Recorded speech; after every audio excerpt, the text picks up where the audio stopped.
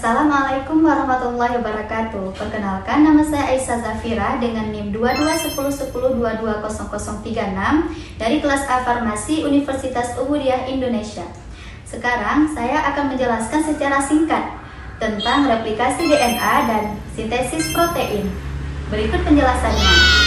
Replikasi DNA adalah proses penggandaan DNA yang terjadi di dalam nukleus, kemudian dikatalisis oleh beberapa enzim. Pertama, enzim urease yang membuka helis ganda DNA dengan memutuskan ikatan hidrogen. Kemudian, enzim primase yang membuat DNA primer sebagai titik awal pembentukan untai DNA baru. Sedangkan DNA polimerase yang menambahkan nukleotida untuk membentuk untai DNA baru dari ujung 5 aksen ke ujung 3 aksen.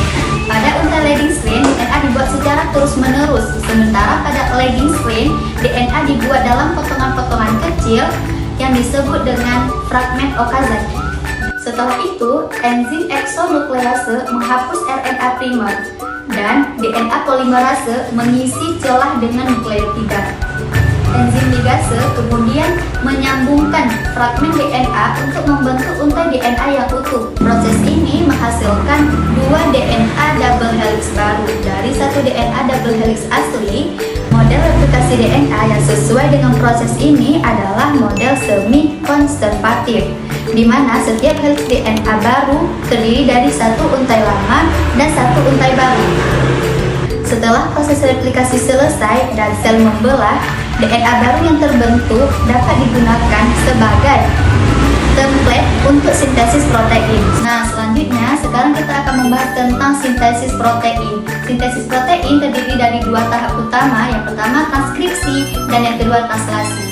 Transkripsi adalah proses pembuatan salinan mRNA dari DNA yang terjadi di nukleus. Dalam proses ini, DNA digunakan sebagai template untuk membentuk mRNA dengan bantuan enzim RNA polimerase. Nah, pada transkripsi melibatkan 3 tahapan utama. Yang pertama inisiasi, elongasi, dan terminasi. Selama inisiasi, RNA polimerase menempel pada promotor DNA dan membuka untaian DNA. Selanjutnya, pada tahapan elongasi, RNA polimerase menambahkan nukleotida dari ujung 5 aksen ke 3 aksen pada mRNA berdasarkan urutan basa. Ketika RNA polimerase mencapai terminator, maka proses transkripsi akan berakhir dan menghasilkan pre-mRNA yang terdiri dari ekson dan intron. Nah, intron tadi dihapus melalui proses splicing oleh splisiosom dan menyisakan ekson yang menyatu membentuk mRNA matang.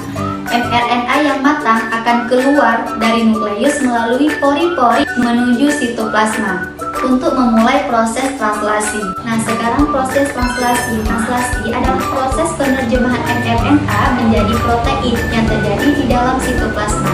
Dalam translasi, ribosom membaca urutan kodon pada mRNA dan tRNA membawa asam amino yang sesuai ke ribosom. Proses translasi juga memiliki 3 tahapan utama. Pertama, inisiasi, elongasi, dan terminasi.